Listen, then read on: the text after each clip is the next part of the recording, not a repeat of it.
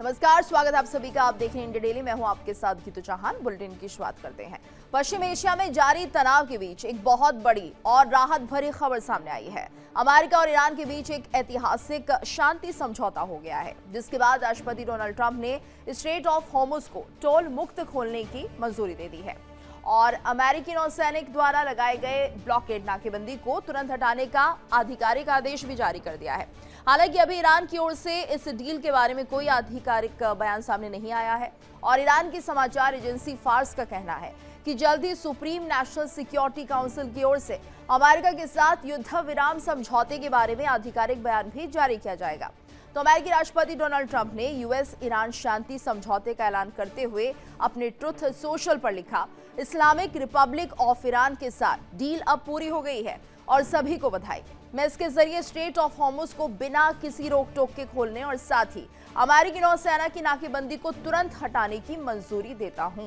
तो इस बीच ये बड़ी राहत की खबर सामने आ रही है कि अब शांति समझौता हो सकता है और ऐसा लग रहा है जैसे ईरान ने अपनी मंजूरी दे दी है। इस बीच बड़ी खबर आपको बता दें कि अमेरिका ईरान के बीच शांति समझौता हुआ है। डोनाल्ड ट्रंप ने शांति समझौते का ऐलान कर दिया है।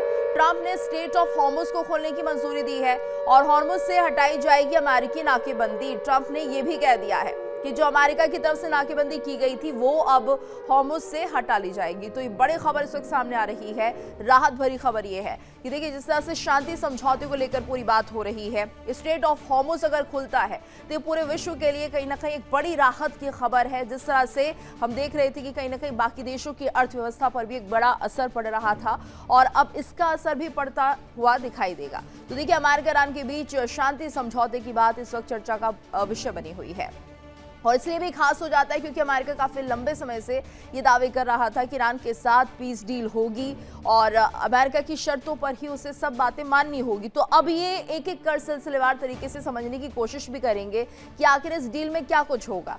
क्या न्यूक्लियर को लेकर बात बनती हुई दिखाई देगी? क्या कभी परमाणु शक्ति ईरान नहीं बनेगा, जिस तरह की बात अमेरिका के राष्ट्रपति ट्रंप कह रहे हैं? ये तमाम सवाल हैं जिनके जवाब अब धीरे धीरे सामने आने लगेंगे। लेकिन ये डील कैसे हुई है? अमेरिका ईरान के बीच शांति समझौता हुआ है तो इसमें किस तरह से यहां पर यह माना जाए कि दोनों देशों की तरफ से सहमति बनी है, किन मुद्दों को लेकर चर्चा हुई है, किन पॉइंट्स पर यह बात बनी है। इस बीच एक और बड़ी खबर आपको बता दें, पाकिस्तान के प्रधानमंत्री शहबाज शरीफ का दावा। ये बड़ी खबर, पाकिस्तान के प्रधानमंत्री शहबाज शरीफ ने दावा किया है शांति समझौते में लेबनान भी शामिल है। तो ये शहबाज कह रहे हैं कि यहाँ पर शांति समझौते में लेबनान भी शामिल है, लेकिन जिस तरह से ये पूरी खबर सामने आ रही है, लेबनान का क्या कुछ रोल रहेगा, क्या वहां पर हमले रुक जाएंगे इजराइल की तरफ से, ये तमाम पहलू हैं जिन पर अभी गौर करना होगा। लेकिन ये बड़ी खबर कि पाकिस्तान के प्रधानमंत्री शहबाज शरीफ ने दावा कर दिया है कि जो शांति समझौता हो रहा है इसमें लेबनान भी शामिल है। तो शहबाज ने कहा है कि ये शांति समझौते में लेबनान की भी एक बड़ी भूमिका रहेगी, यानी लेबनान को लेकर किस तरह की सोच यहाँ पर रखी जाएगी। क्या वहाँ पर हिजबुल्लाह पर हमले रुक जाएंगे? इजराइल भी यहाँ पर थोड़ी सी क्या शांति की तरफ हाथ बढ़ाता हुआ दिखाई देगा?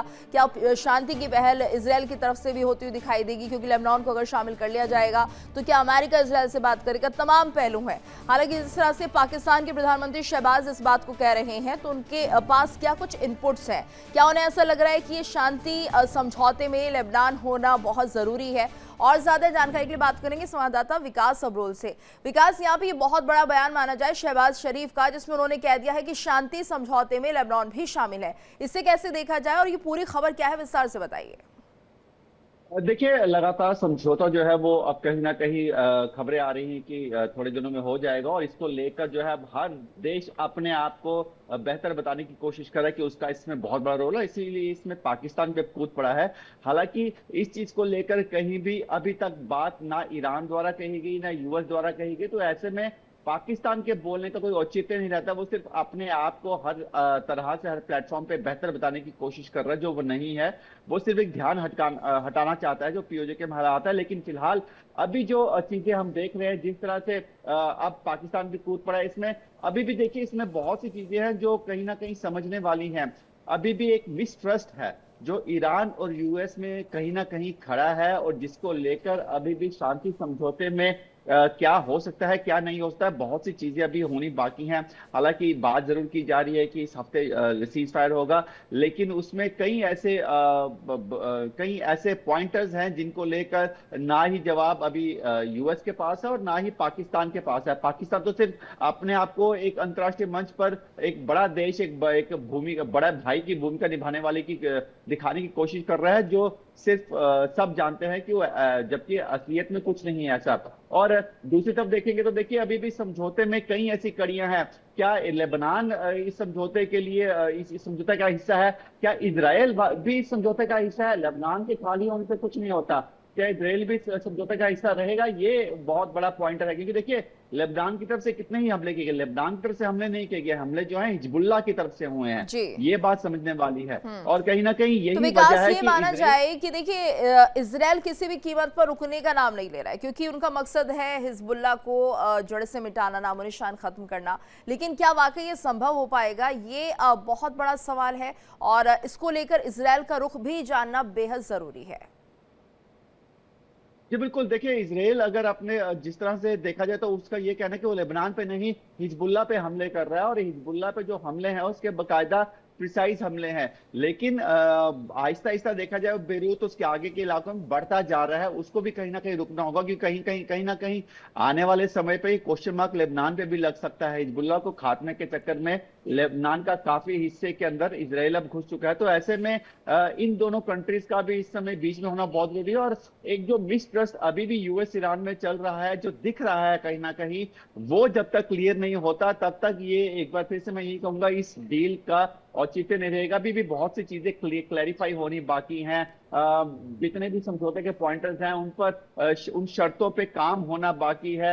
अभी भी आईआरजीसी का एक धड़ा है जो इसके खिलाफ खड़ा है, इस समझौते के खिलाफ खड़ा है। तो बहुत सी ऐसी चीजें हैं जो अभी बहुत दूर लग रही हैं। कहीं ना कहीं उनको भी बैठकर बात करनी पड़ेगी, और तभी ये समझौता हो पाएगा। और पूरे देश में कहीं ना कहीं पूरी दुनिया में जो एक बिल्कुल, लेकिन अर्थव्यवस्था राहत की जो बात ये है कि ये समझौता हो रहा है, और यही माना जाए विकास कि अब कुछ अच्छा हो सकता है, ऐसी उम्मीद लगाई जा सकती है। हमारे साथ मेहमानों का खास पैनल भी जुड़ा हुआ है। हमारे साथ रिटायर्ड ग्रुप कैप्टन आशीष साई जी जुड़े हुए हैं, और रितेंद्र माथुर जी हमारे साथ जुड़े हैं, भू राजनीतिक विश्लेषक हैं।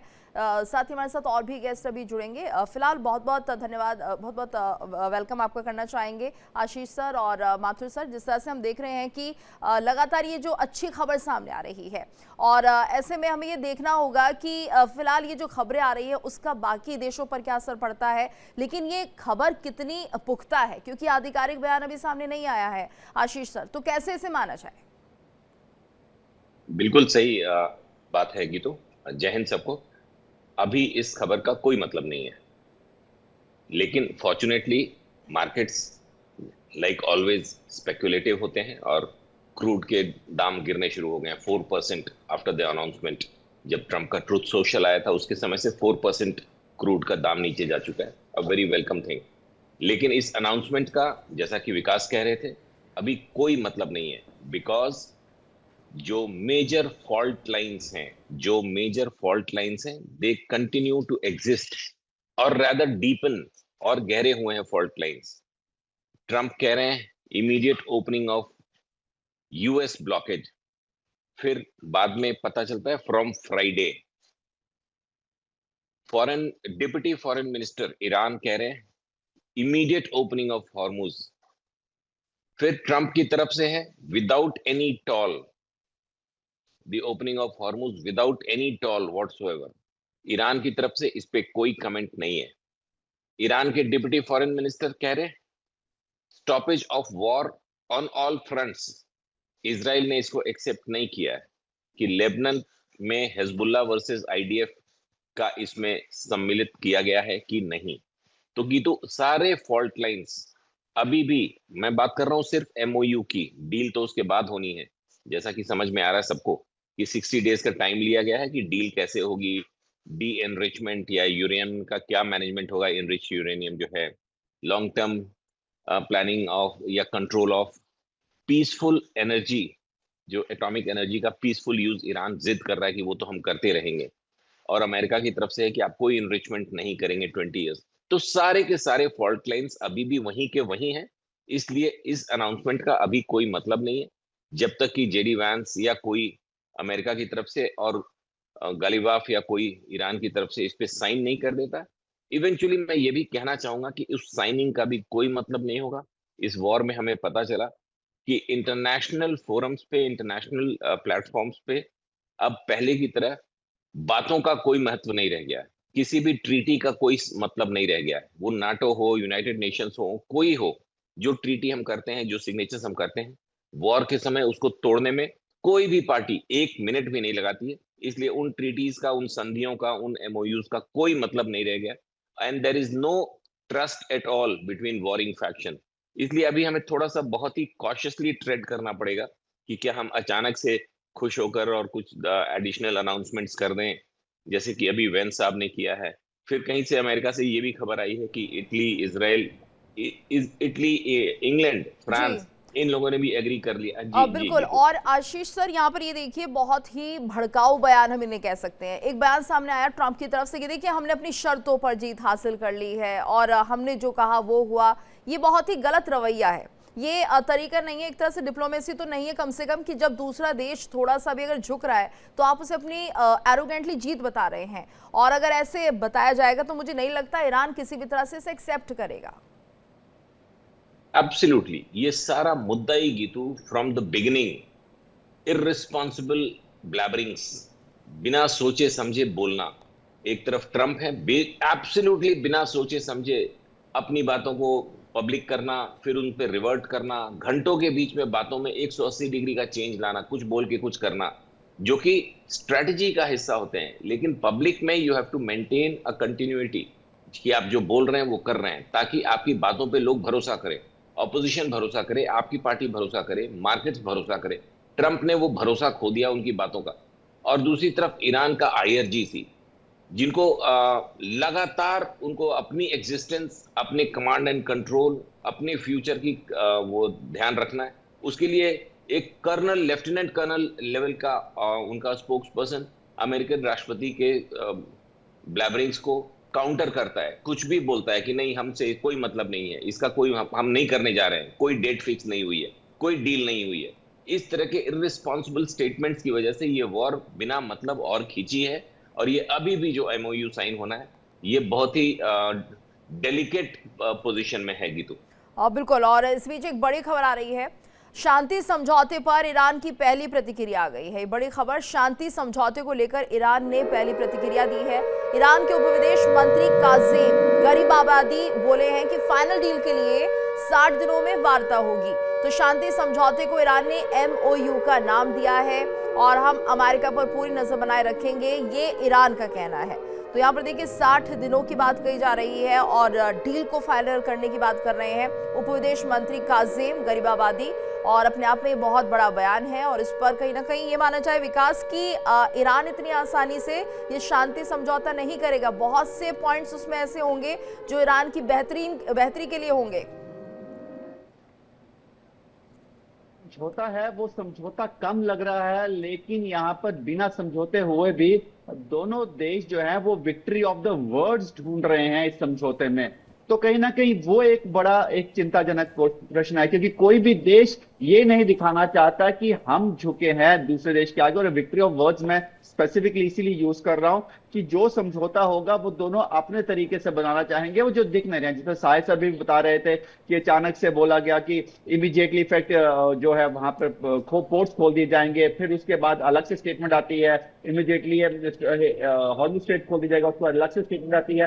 तो ऐसे में से दोनों देश अपनी जय जयकार और अपने आप को विजय दिखाने के लिए कि हमारे तरीके से और हमारे ही प्लान, हमने जो प्लान किया था वैसा ही हुआ है, वो चीजें हो रही है। इसीलिए मुझे अभी भी शक है कि ये क्या डील वाकई में साइन हो पाएगी, लग नहीं रहा मुझे भी इसमें बहुत से मैं फिर वही वर्ड यूज करूंगा, there are many slips between the cups and the lips, वही मुझे दिख रहा है। और बहुत मुश्किल है ये डील साइन होना, क्योंकि जब तक ट्रंप अपने बयानबाजी बंद नहीं करेंगे, IRGC जो जो कट्टरपंथी एक वहां पर ग्रुप है ईरान में, वो नहीं इसके लिए तैयार होगा, तो बहुत सी चीजें हैं जो भी फाइनलाइज होनी बाकी हैं। ये ड्राफ्ट नहीं, ड्राफ्ट के साथ अपने अंदर रिजीम में उन चीजों को भी फाइनल करना जरूरी है, तभी चीजें फाइनल होंगी। लेकिन फिलहाल कहा जा रहा है कि स्विट्जरलैंड में जाकर ये बात होगी, वहीं पर ये डील 60 दिन की फाइनल होगी। वहां पर क्या क्या चीजें निकल के आती, वहां तक ये पहुंच पाते भी हैं कि नहीं, यही बहुत बड़ा प्रश्न है। लेकिन देखिए अभी तक ऐसा कुछ नहीं दिख रहा जो डील के मुताबिक चले। तो बिल्कुल इसीलिए ये डील के मुताबिक जी, तो बिल्कुल इसीलिए चुनौती मुझे है लग नहीं रहा अभी, कि यानी विकास इस डील को साइन करने में, शांति समझौते के एमओयू को साइन करने में बहुत बड़ी चुनौती से माना जाए। हमारे साथ पूजा जी भी जुड़ गई हैं, वरिष्ठ पत्रकार हैं। पूजा जी, आपका स्वागत है।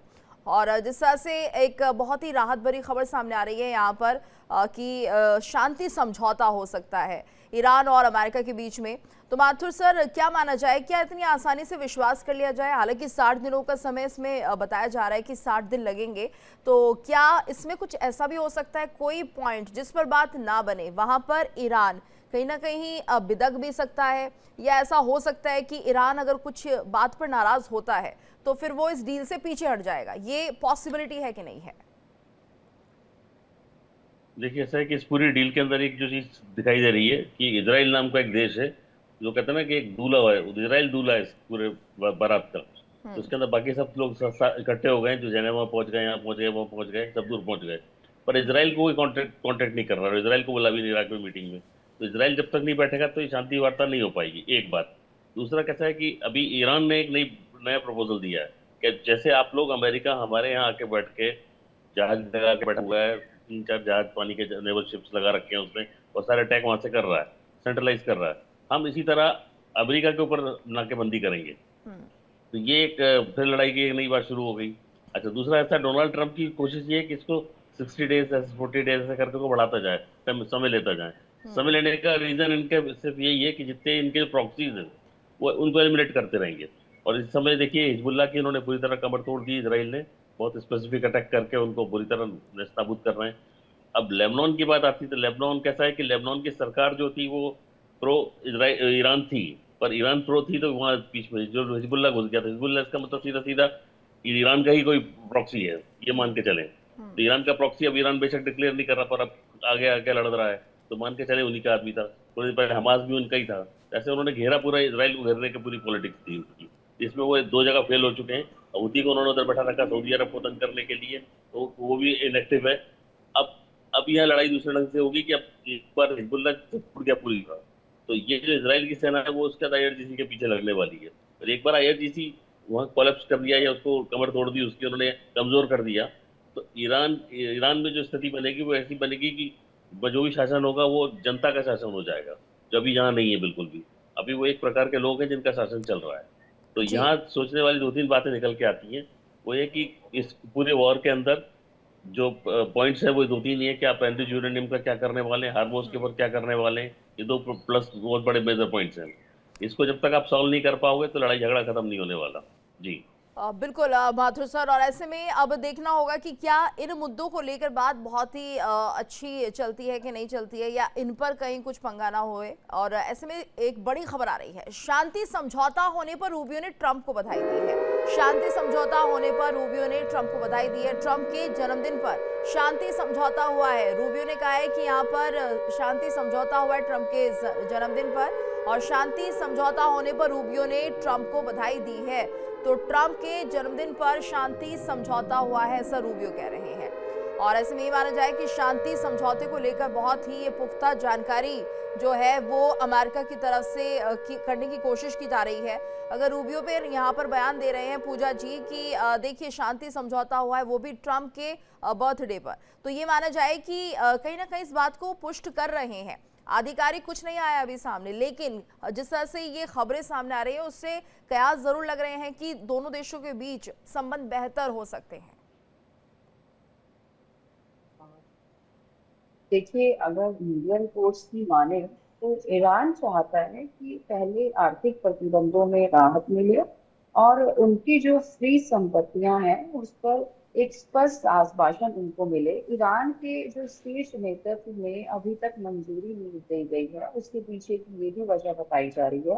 और इसराइल और ईरान समर्थित जो समूह है उनके बीच अभी भी तनाव जारी है, जिससे माहौल और ज्यादा जटिल हो गया है।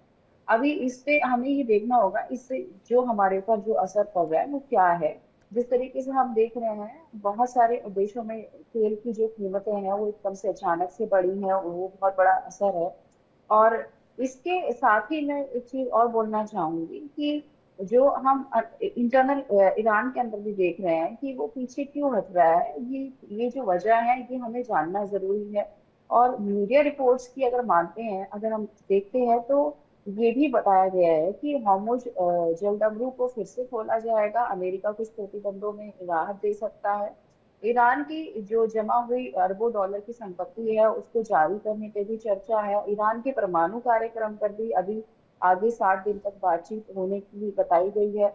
युद्ध विराम को स्थायी रूप देने की कोशिश की जाएगी और मल्टीपल चीजें हैं जो अभी तक चीजें हमारे सामने नहीं आई हैं, लेकिन मुझे लगता है कि जैसे जैसे टाइम बढ़ेगा निश्चित वो सब चीजें सामने आएंगी। और मध्य पूर्व की राजनीति में डेडलाइन से ज्यादा महत्वपूर्ण विश्वास होता है, और जब तक दोनों पक्ष एक दूसरे की शर्तों पर भरोसा नहीं करेंगे तब तक शांति समझौते की घोषणा और वास्तविक समझौते के बीच दूरी बनी रहेगी। जी बिल्कुल। और इस बीच एक और बड़ी खबर अपने दर्शकों को बता दें, शांति समझौते के बाद ईरानी सेना का बयान सामने आया है। तो शांति समझौते के बाद ईरानी सेना बयान दे रही है, हमारी सेना के सामने यूएस इजराइल लाचार है। आईआरजीसी ने कहा कि हमारी सेना के सामने यूएस और इजराइल लाचार नजर आ रहे हैं। दुश्मनों के सामने हार स्वीकारने के अलावा कोई विकल्प नहीं था। ये बड़ी खबर, और यहाँ पर एक तरह से यूएस इजराइल को दुश्मन बताया है। यहाँ पर देखिए जिस तरह से साहिल सर ये बयान आया, बहुत बड़ा बयान है ये। अब तक तो अमेरिका अपनी तारीफ कर रहा था, लेकिन आईआरजीसी की तरफ से बयान की दुश्मनों के सामने हार स्वीकारने के अलावा कोई विकल्प उनके पास नहीं बचा था। इससे पता चल रहा है ये जो शांति वार्ता है कितनी शांतिपूर्ण होगी। ये तो जैसा कि आपने अभी बोला ना कि ये बहुत ही इररिस्पॉन्सिबल स्टेटमेंट इशू करते हैं, और उसमें काफी बार तो ऐसा लगता है कि कोई प्रोवोकेशन इन्वॉल्व है।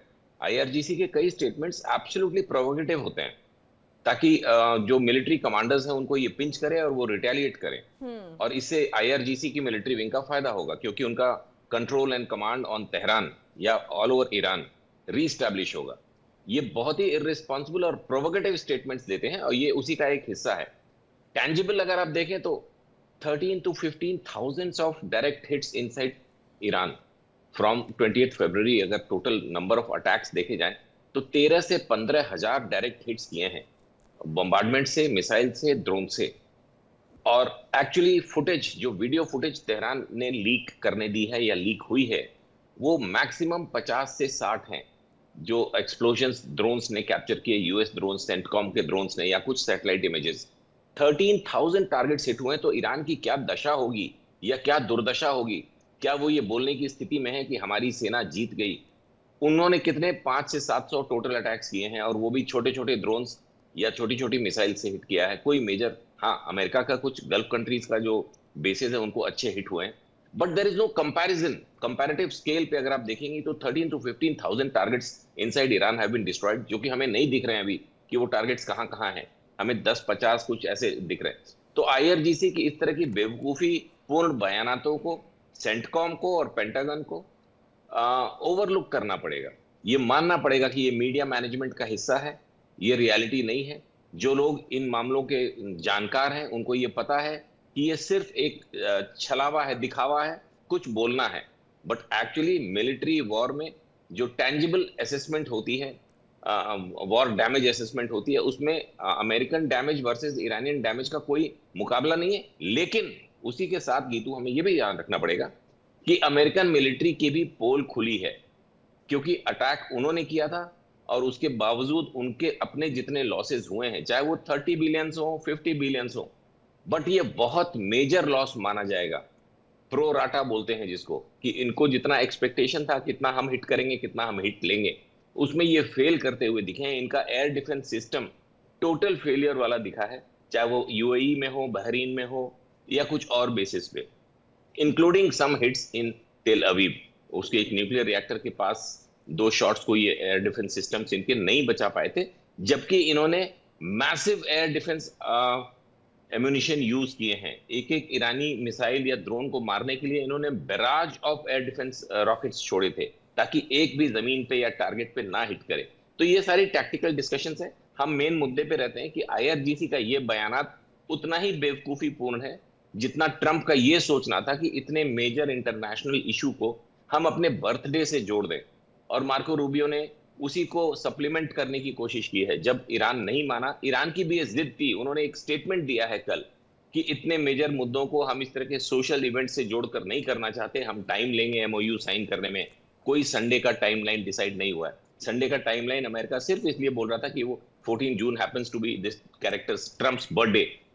और अब उन्होंने, ईरान ने अपना पुश करके अपने जुमे के दिन, मतलब फ्राइडे के दिन 19 जून डिसाइड किया है। तो इस तरह की, ये ट्रम्प के लिए डबल वैमी था। परसों उनका नाम Kennedy centre for performing arts में उनका, ट्रम्प का वाइल इन चेयर उनका नाम ऐड किया गया था और उसको हटाया गया है मीडिया के सामने।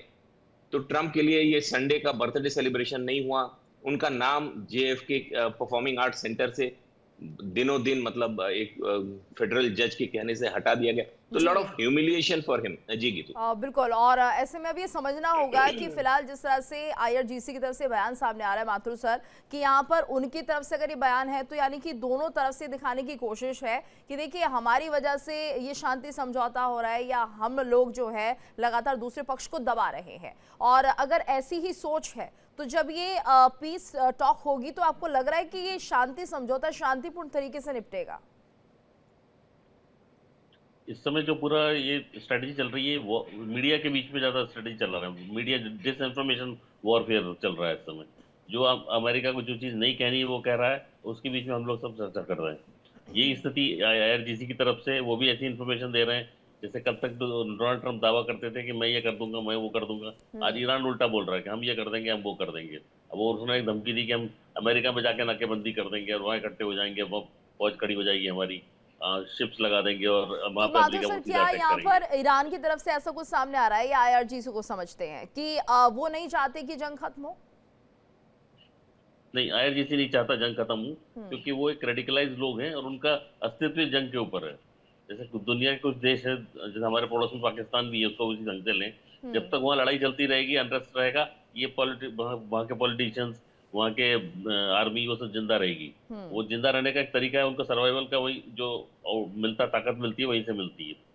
और उसके चैनल्स उनके पास में, पर अमेरिका इनको इस ढंग से घेर रहा है पूरी तरह। जैसे समय ले रहा है, तो समय ले रहा है, इसका मतलब ये उसको आर्थिक रूप से पूरी तरह नाकेबंदी करके घेर के खत्म कर रहा है वो।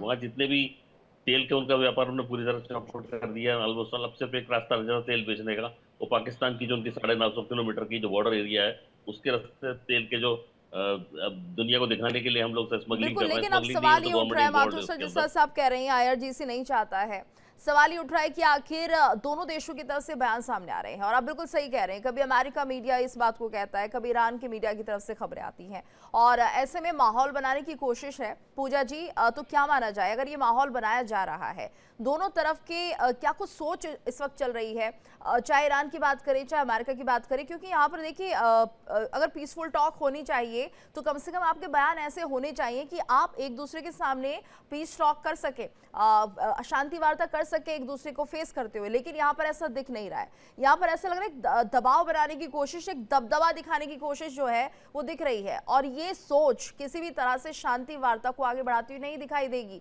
तो क्या भविष्य है इस पीस टॉक का? देखिए, ट्रम्प की डेडलाइन और ईरान की वास्तविकता में फर्क साफ दिख रहा है। अमेरिका जल्दबाजी में सफलता दिखाना चाहता है, जबकि ईरान अपने हितों पर ठोस आश्वासन मिलने के बाद ही समझौते पर हस्ताक्षर करना चाहता है। तो बिल्कुल क्लियर है कि ट्रम्प ने जो बात कही, डोनाल्ड ट्रम्प ने दावा किया था कि रविवार तक अमेरिका ईरान समझौते पर हस्ताक्षर हो जाएंगे, लेकिन ईरान के ने साफ संकेत दे दिए हैं कि अभी कई मुद्दों पर सहमति बाकी है। इससे स्पष्ट हो जाता है कि कूटनीतिक बातचीत आगे बढ़ रही है, लेकिन अंतिम जो समझौते पर हम पहुंचेंगे, वो कुछ जो अहम मुद्दे हैं उनके ऊपर सहमति होने के बावजूद ही ये सब चीजें वाइंड अप होंगी, और इसमें थोड़ा समय लगेगा।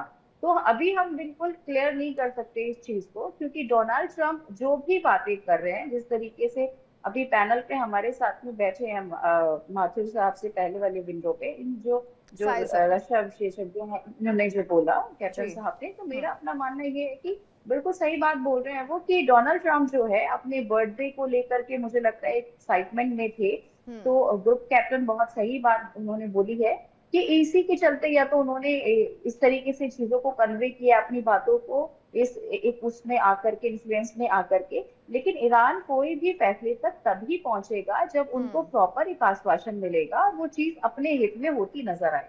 जी बिल्कुल। और मुझे लग रहा है कि एक ट्रेंड अब सेट करने की कोशिश की जा रही है साहिर सर। देखिए, जैसे अमेरिका की तरफ से बयान आते हैं, अब शायद यही जो जिम्मा है वो ईरान ने भी उठा लिया है कि जैसे ही ट्रंप बोलेंगे हम भी कुछ ऐसा ही बोलेंगे।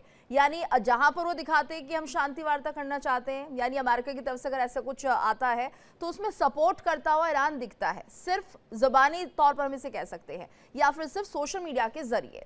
और अंदरूनी खबरें क्या है ये तो कोई नहीं जानता, लेकिन हाँ, कहीं ना कहीं उस टॉक को, उस सोशल मीडिया पर जो खबरें आ रही है उनको मैच करता हुआ ईरान यहाँ पर दिखाई देता है। और शायद ये एक रणनीति है कि ये दुनिया को ना लगे कि ईरान शांति समझौता नहीं चाहता है।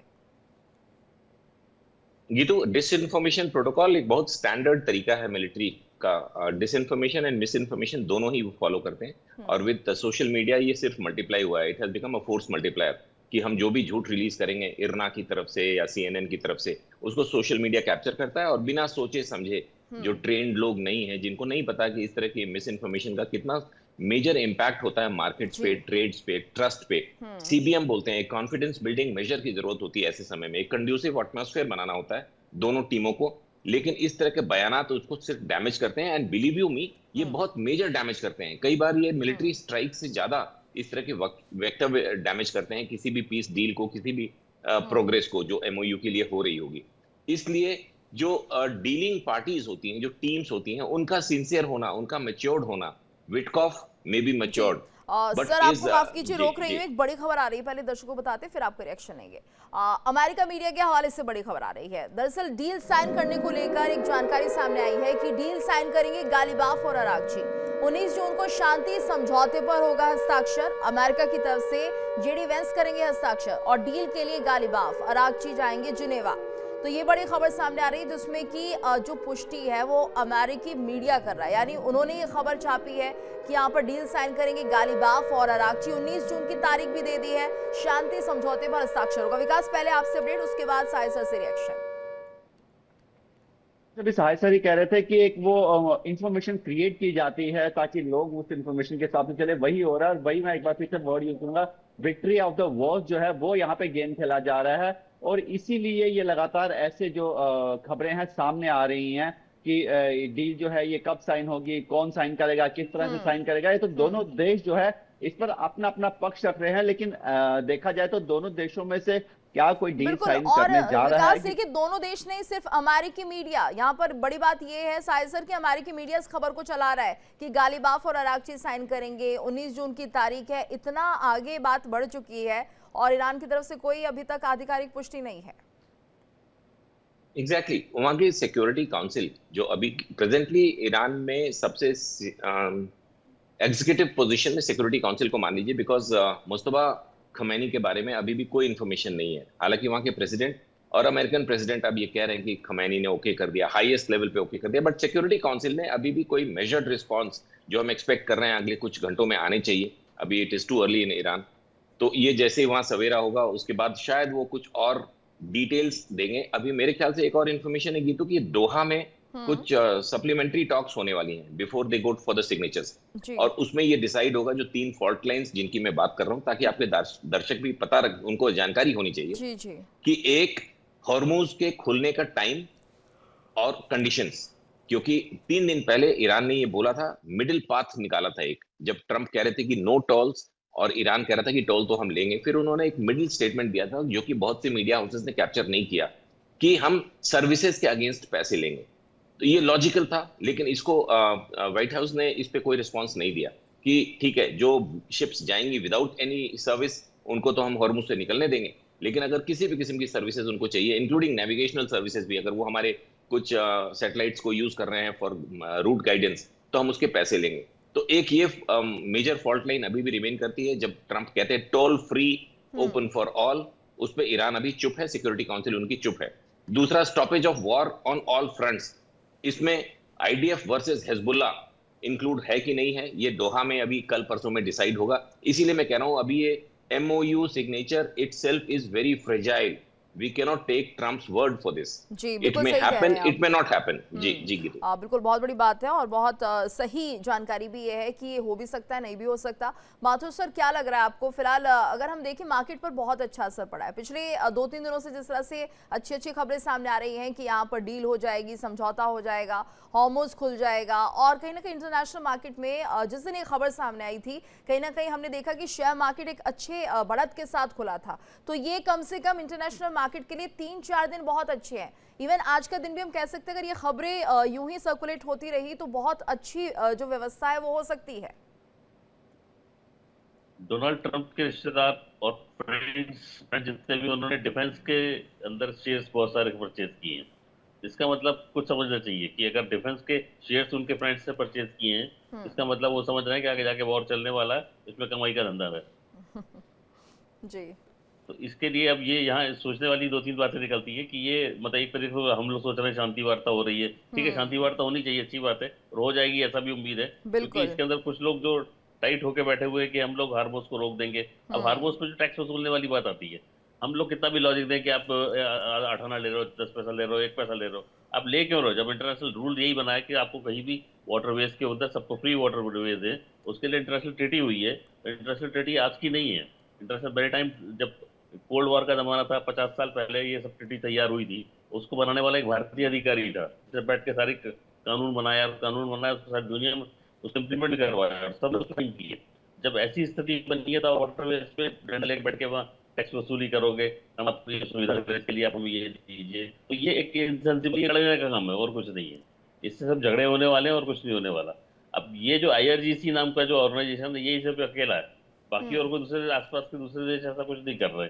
अब हार्मोस में अगर है तो बाबा मंडप में भी कर सकते हो, वो हुती भी कोशिश कर रहे हैं, उनको भी तैयार किया जा रहा है कि आप नीचे जाके आप भी मोहमान के पास करो, गाड़ी में जाओ, उतरो।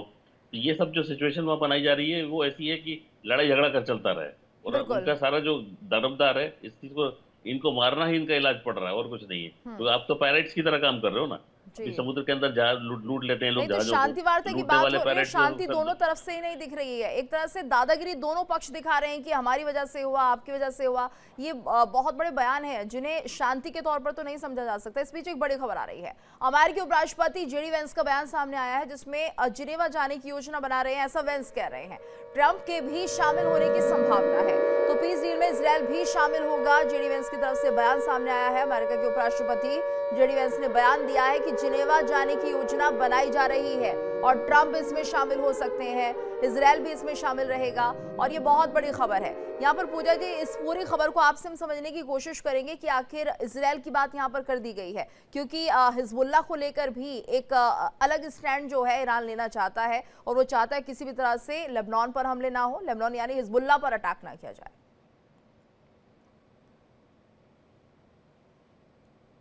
देखिए, मेरा मानना ये है कि युद्ध किसी समस्या का स्थायी समाधान नहीं देता है। अगर अमेरिका और ईरान वास्तव में शांति चाहते हैं, क्षेत्र में शांति बनाए रखना चाहते हैं, तो उन्हें बयानबाजी से आगे बढ़कर भरोसे और संवाद की राजनीति करनी होगी। मध्य पूर्व को मिसाइलों की जरूरत नहीं है, बातचीत से ही स्थिरता मिलेगी। और जिस तरीके से हम इन चीजों को जो है आगे बढ़ा रहे हैं, देरी कर रहे हैं, तो डील में जो डील है उसमें देरी होना और डील का फेल होना दोनों अलग अलग बातें हैं। बट कूटनीति में बातचीत का जारी रहना ही सबसे बड़ा सकारात्मक जो है संकेत माना जाता है। तो मुझे ऐसा लगता है जिस तरीके से दोनों ही देशों के बीच बातचीत हो रही है, तो इसको हमें एक पॉजिटिव नोट पे लेना चाहिए रादर देन नेगेटिविटी।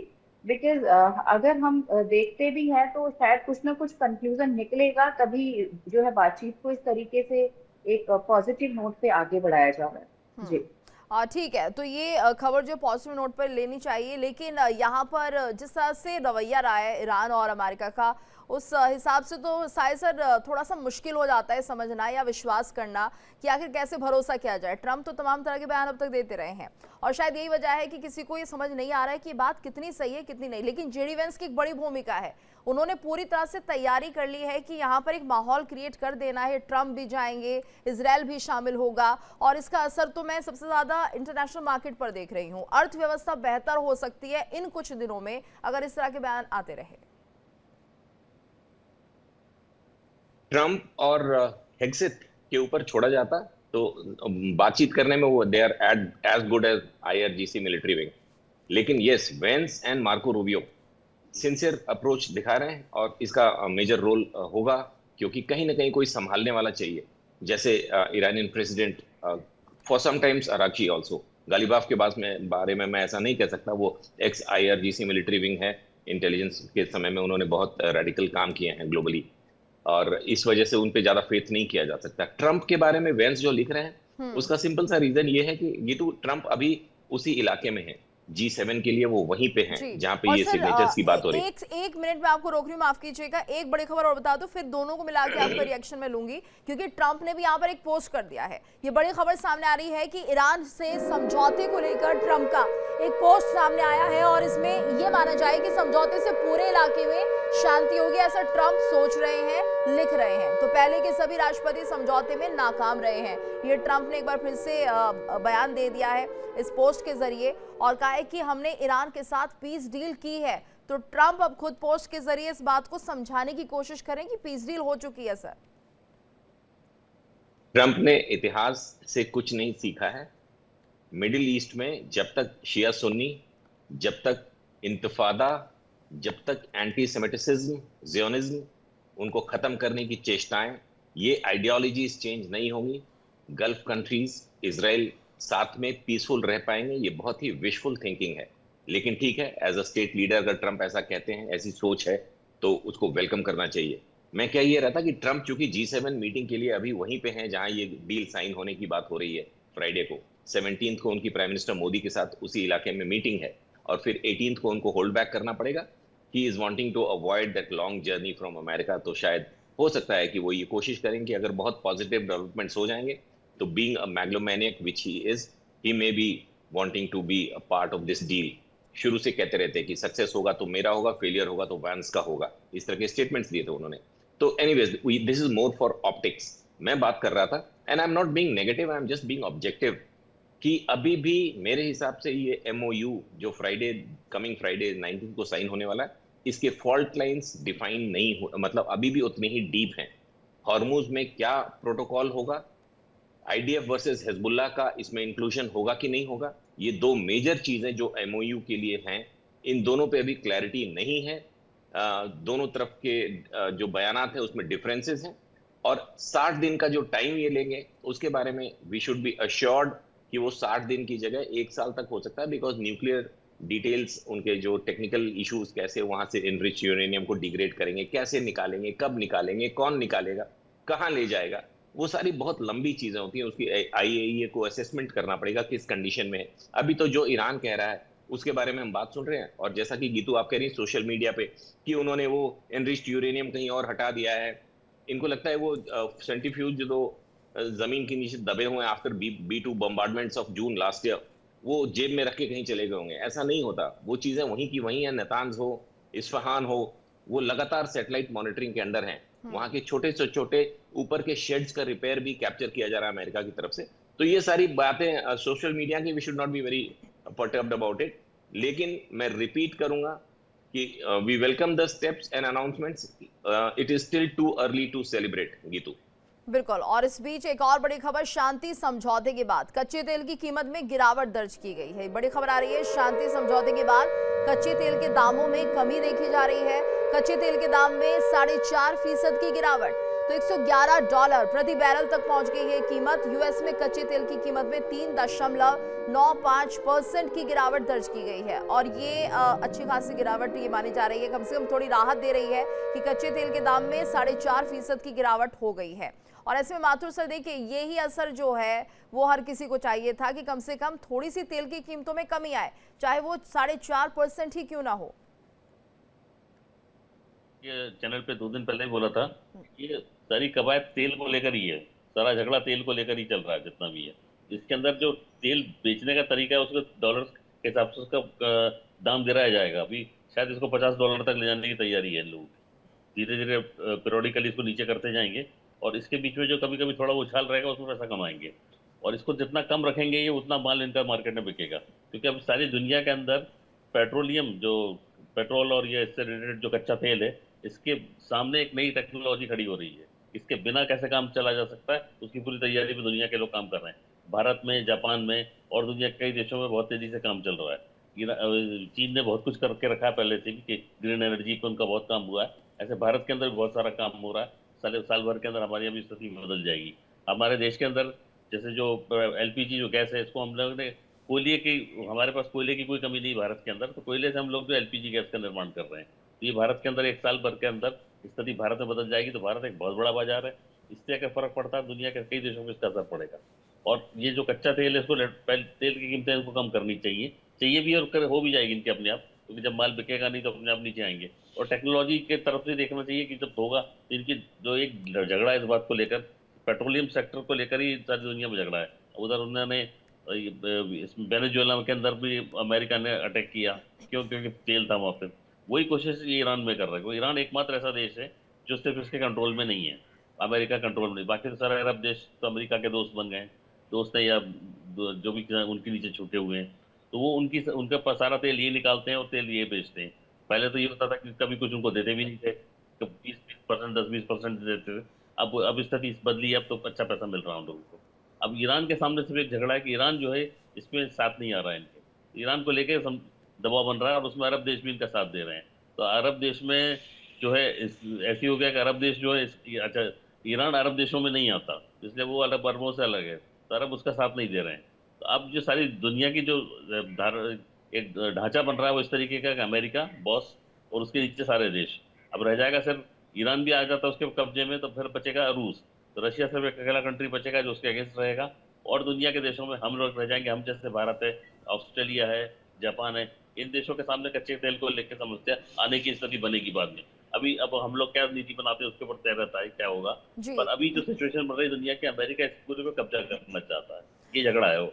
अमेरिका की सिर्फ कोशिश ये है कि तेल का व्यापार पे एकमात्र मोनोपोली उसी की रहे। जी बिल्कुल, लेकिन जिस तरह से खबरें सामने आ रही है कि शांति समझौता होगा, 60 दिन का समय है, अब जो होगा होगा, लेकिन फिलहाल जिस तरह से ये अच्छी खबरें लोगों के लिए है, ये अच्छी खबरें विश्व के लिए हैं, और कुल मिलाकर एक मार्केट पर बड़ा अच्छा और बेहतर असर भी देखने को मिल सकता है। धन्यवाद करना चाहेंगे आप सभी का हमारे साथ इस चर्चा में जुड़ने के लिए। और इसी के साथ रुकेंगे यहाँ पर एक छोटे से ब्रेक के लिए, कहीं मत जाइएगा। लेकिन इंडिया डेली अब आपके स्मार्ट टीवी पर भी मौजूद है। इंडिया डेली 24/7 इन सभी प्लेटफॉर्म पर लाइव